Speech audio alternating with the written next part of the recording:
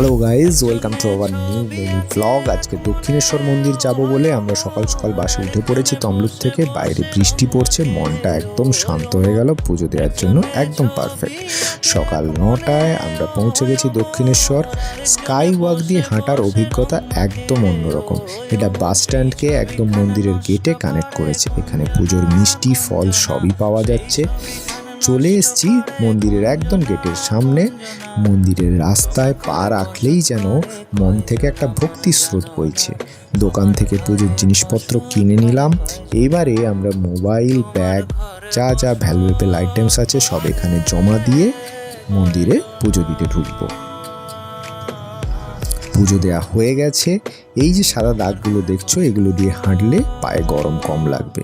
এবারে আমরা প্রসাদ নিয়ে মন্দির থেকে বেরোচ্ছি। চলে এসছি এখন দক্ষিণেশ্বর মেট্রো স্টেশনে। প্রথমবার দক্ষিণেশ্বর মেট্রো থেকে মেট্রো চড়ব। এসি মেট্রো করে আমরা সহজেই পৌঁছে যাচ্ছি এসপ্ল্যানেড।